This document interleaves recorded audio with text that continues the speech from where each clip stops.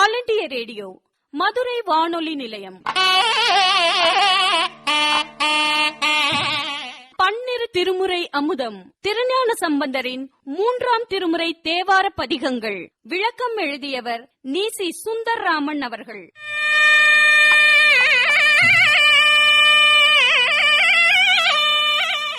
விளக்கத்தின் குரல் வண்ணம் பூர்ணகுமார் அவர்கள்.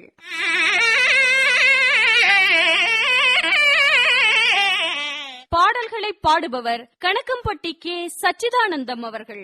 நிகழ்ச்சி அமைப்பு பல்லடம் ஆர் ரவி அவர்கள்.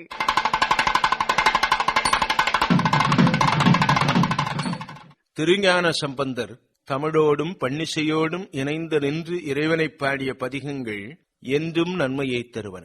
அவரே தன்னை தமிழ் ஞான சம்பந்தன், தமிழ் விடகன், தமிழாகரன், முத்தமிழ் விடகன் முதலிய பல பெயர்களால் குறிப்பிட்டுக் கொள்கிறார். பல்வேறு சந்தை ஆப்புக்களில் திருப்பதிகங்களை அருளியிருக்கிறார்.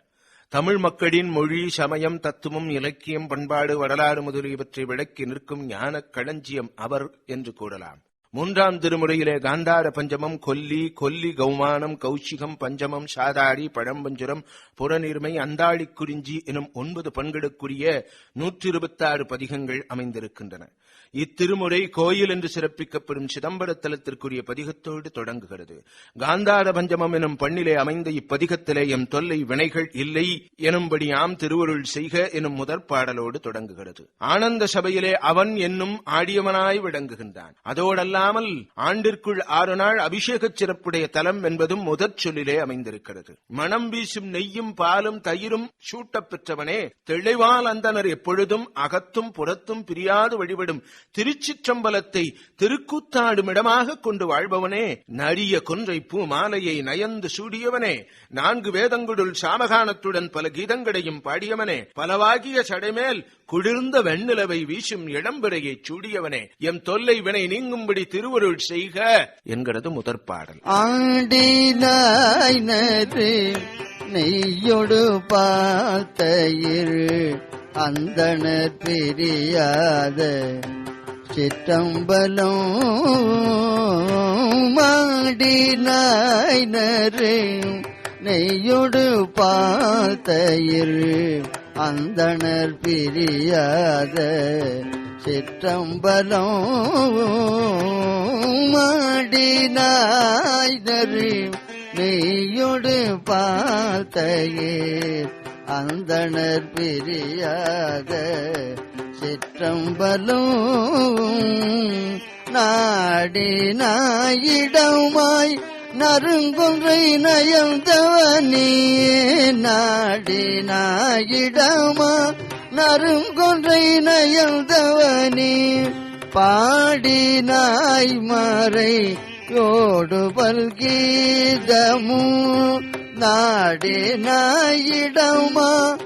நறுங்கொன்றை நயந்தவனே, பாடினாய் மறையோடு பல்கீதமு, பல்சடை பனிகால் கதிர்வெண்டிங்கள், பல்சடை பனிகால் கதிர்வெண்டிங்கள், சோடினாய் அருளாய் சுருங்க யம தொல்வினையே, பல்சடை பனிகால் கதிர்வெண்டிங்கள்,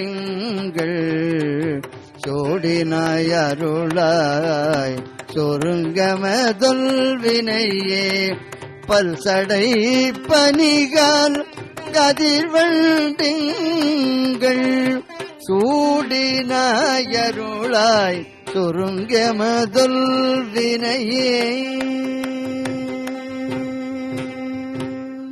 மனம் வீசும் பூஞ்சோலைகள் நெருங்கிய சீர்காழியிலே நான்மறைகளிலும் வல்ல திருஞான சம்பந்தன் ஊரும் இனிய தமிழால் சொன்னவையும் உயர்ந்தவராகிய அந்தனர் 3000 வாழும் தில்லையுள் மேலும் மேலும் விளங்கும் தொன்மை புகழ் பொருந்திய திருச்சிற்றம்பலமுடையானை பன்னிசையால் சொன்னவையும் இத்திருப்பதிகத்தை இசையுடன் பாடுமாறு வல்லவர் தேவருடன் கூடி இன்பம் அடைவர் என்று பாடுவார் பெரும் பயன் கூறப்பெறுகிறது. இனிமை கூறும் தமிழ் என்றும் அத்தமிழ் பன்னிசையோடு கூடியது எனவும் பாராட்டும் தன்மையை எண்ணி எண்ணி இன்புறலாம். மதுரை திருவாலவாயானை வழிபட்டு பல தலங்களை வணங்கிய பிறகு கற்றார்கள் தொழுதேத்தும் காணப்பேரும் கைதொழுதபோது பாடிய தமிழ் இத்திருப்பதிகம். பிடியலாம் பின்சல பெரும் கை மாமலர் தளி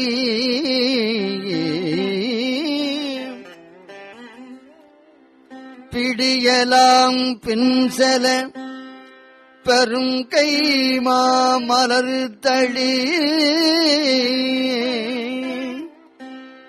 விடியலே தடம் மூழ்கி பிடியலாம் பின்செல பெரும் கை மாமலர் தளி விடியலே தடம் மூழ்கி விதியினால் வழிபடும்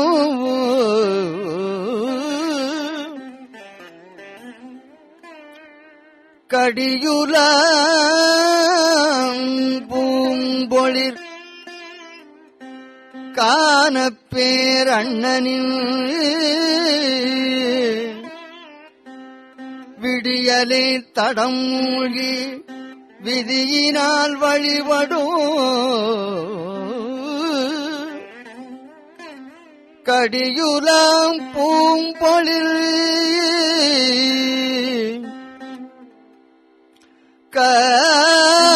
காணப்பேர் அண்ணனின்